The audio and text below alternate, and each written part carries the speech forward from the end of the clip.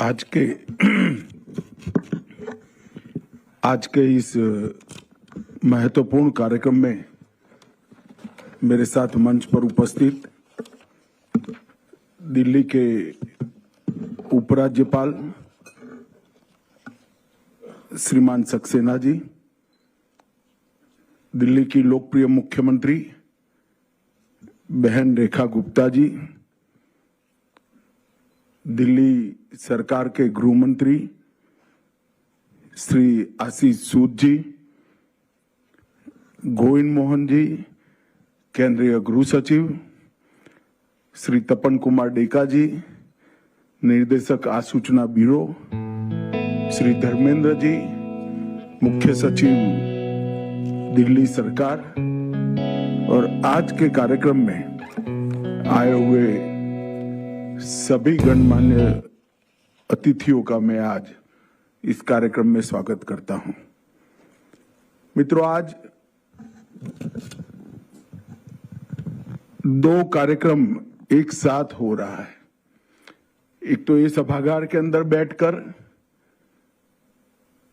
हम एक साल में तीनों नए आपराधिक कानूनों के क्रियान्वयन में क्या क्या चीजें हुई हैं इसकी जानकारी हासिल करेंगे, और दूसरा सबसे महत्वपूर्ण, नीचे एक प्रदर्शनी का उद्घाटन किया गया है। मैं हृदयपूर्वक बधाई देना चाहता हूं भारत सरकार के गृह सचिव और उनकी टीम को, क्योंकि ये प्रदर्शनी को जब नरेंद्र मोदी जी ने चंडीगढ़ में देखा, उन्होंने वहीं पर गोविंद मोहन जी को सूचना दी थी कि उसको हर राज्य में लगाकर राज्य के पत्रकार बंधु, पुलिस के सारे सीनियर ऑफिसर, बार एसोसिएशन के सभी प्रमुख वकील साहिबान, न्याय के काम में जुड़े हुए सभी जुडिशियल ऑफिसर, और विशेषकर स्कूल और कॉलेज के बच्चे इसको बहुत डिटेल तरीके से देखें, इसकी व्यवस्था करनी चाहिए। क्योंकि ये कानून जब बने तब पूरी प्रोसीजर में मैं पहले दिन से लेकर पार्लियामेंट में पारित होने तक इन्वॉल्व रहा हूं। इस कानून को पुस्तक में पढ़ना, इस कानून के सर्कुलर्स का अध्ययन करना, इससे इस कानून की उपयोगिता को आप जान ही नहीं पाएंगे।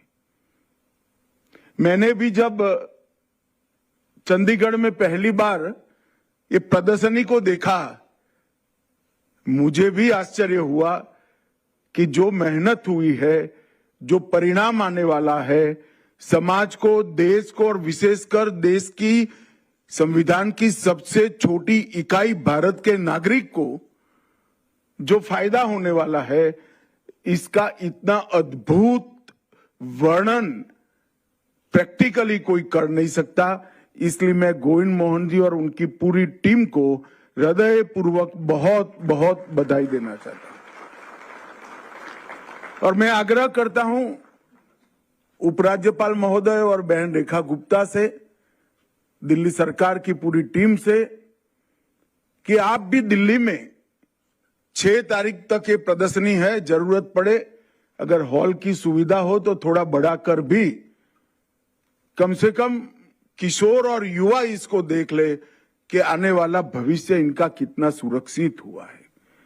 दिल्ली के सभी पत्रकार बंधु देख ले, जिसे कहीं पर भी लिपापोती होती है तो जागरूकता से वो लिख सके।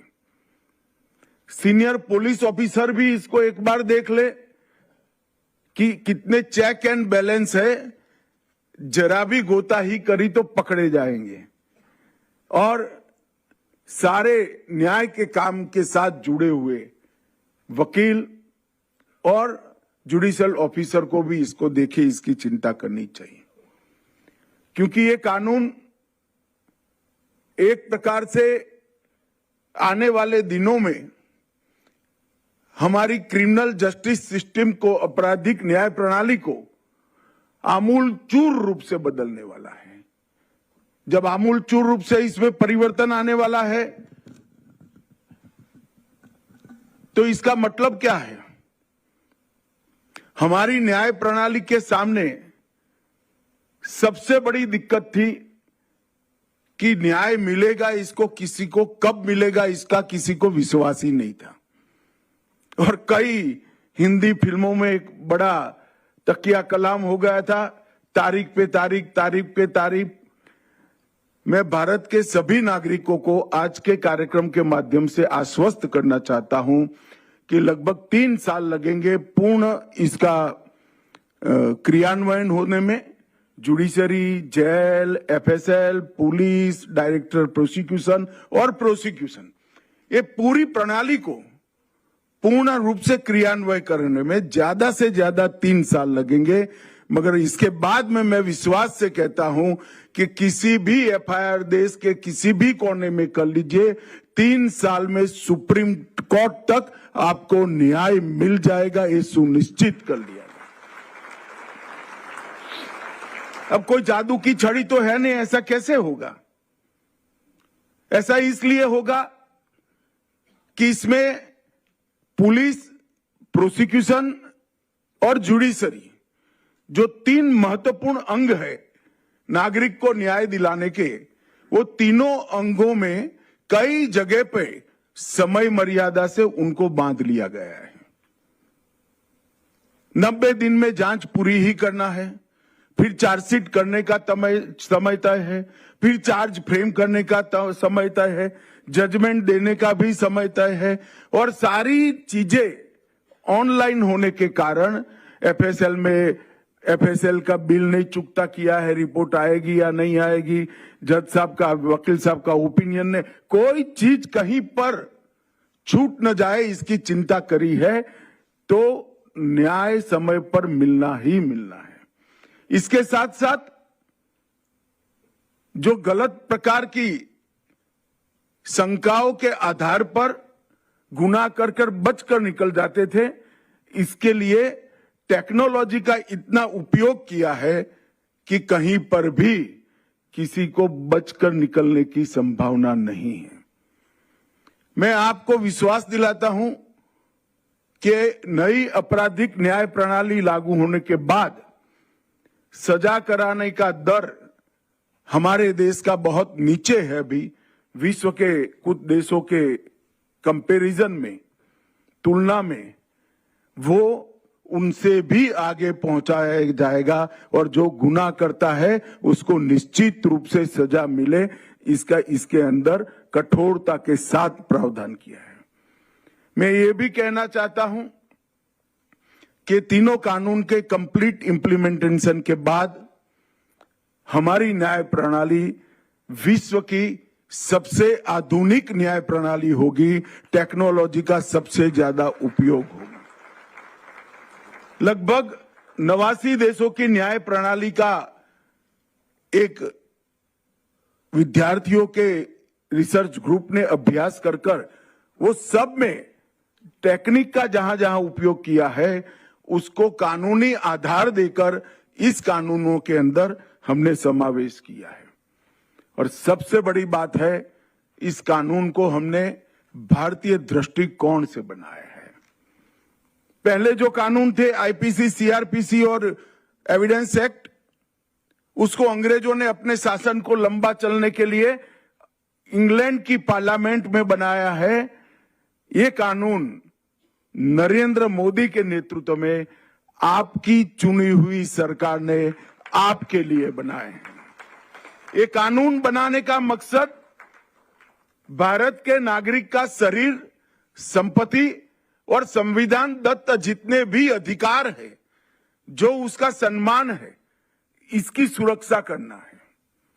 पुराने जो कानून थे, इसका मकसद अंग्रेज सरकार को लंबा शासन कराना और उनकी संपत्ति की रक्षा करना था।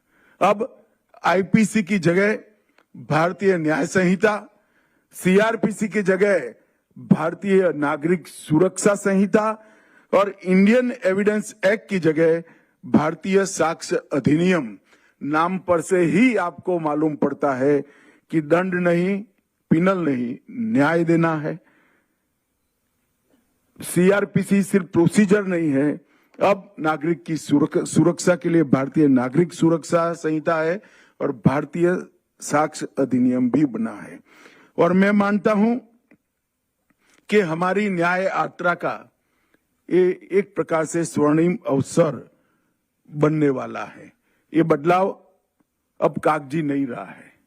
1 साल के अंदर कई सारे फॉलो अप के काम कर मैं आगे बताऊंगा, लाखों लोगों का ट्रेनिंग हुआ है।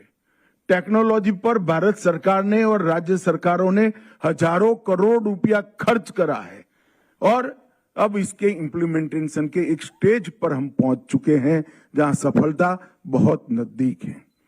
आज यहां पर बीएनएस, बीएनएसएस और बीएसए के अधिनियमों पर एक हैंडबुक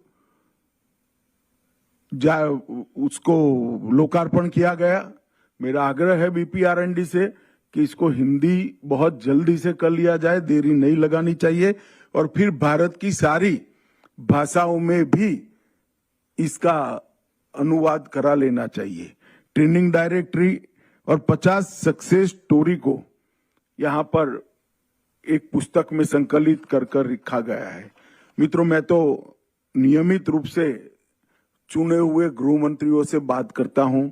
सक्सेस स्टोरियां अनेक हैं और छोटे छोटे केस से लेकर डबल मर्डर तक के केस के अंदर 3 माह के अंदर सजा देने का काम ये नए आपराधिक कानून और टेक्नोलॉजी के उपयोग से हो गया है, क्योंकि हमने 7 साल और इससे ज्यादा सजा वाले हर केस के अंदर एफएस